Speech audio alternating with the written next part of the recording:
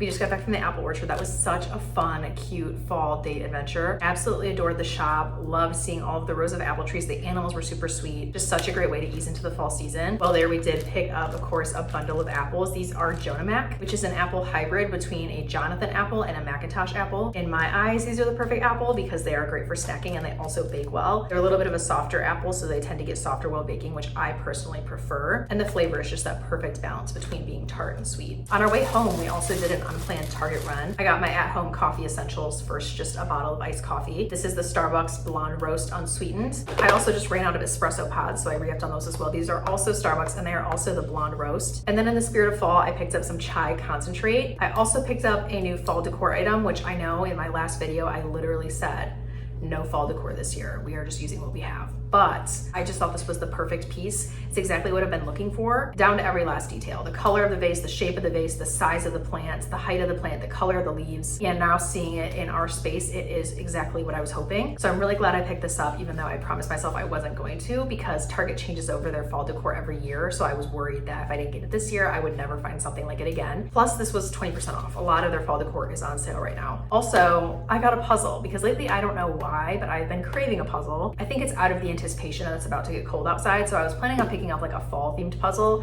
but ended up going straight to Christmas basically. This one just looks so warm and cozy and inviting and welcoming. And I figured that by the time I'm really needing an indoor activity because it is just too cold out to do anything else, it'll be basically Christmas anyway. So this will be very festive and appropriate. It is 1,000 pieces. And I don't think I've ever done a 1,000 piece puzzle before. So we're gonna see how that goes.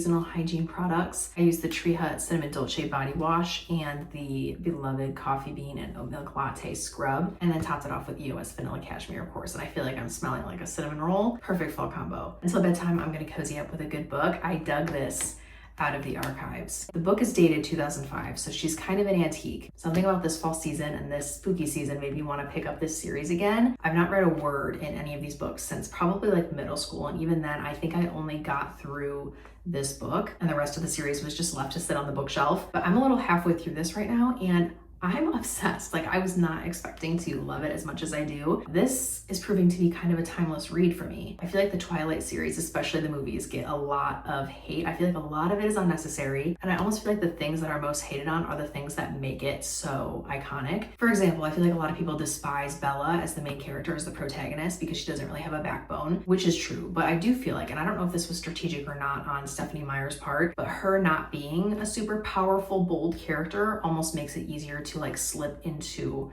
her eyes and in her shoes. I personally tend to be more of a passive reader, so I kind of meet the author where they are. I'm more accepting of what the author is putting in front of me and less like challenging of it. So for example, when people come for Edward for being obsessive or like their relationship for being a little toxic, it's just not that serious for me. Like, he's a vampire, so he's gonna be a little messed up. The whole thing's gonna be a little messed up. You can't read into it too much. That's how I roll when I read a book. And I think the thing I really love about this book is, like I said, it really puts you into Bella's shoes because she's so passive, because she doesn't have a whole lot of defining characteristics that make her who she is or make her a strong lead. It's easy to just slip into that perspective in the story. So I find as a passive reader that I just start to like see things her way and agree with her, and it makes it easier to get more invested in the story that way too, because I can really like see the obsession, and that's kind of fun. And I do feel like it takes kind of a skilled writer to enable the reader to fall into those feelings and really feel them for the characters. So I might be falling back into the Twilight lore again, but this has been a really great like October read. Thank you so much for joining me for this super cozy fall day in my life. I really hope you enjoyed being here as much as I enjoy having you here. I hope you're all having a lovely fall season, and I hope to see you back very soon in my next one.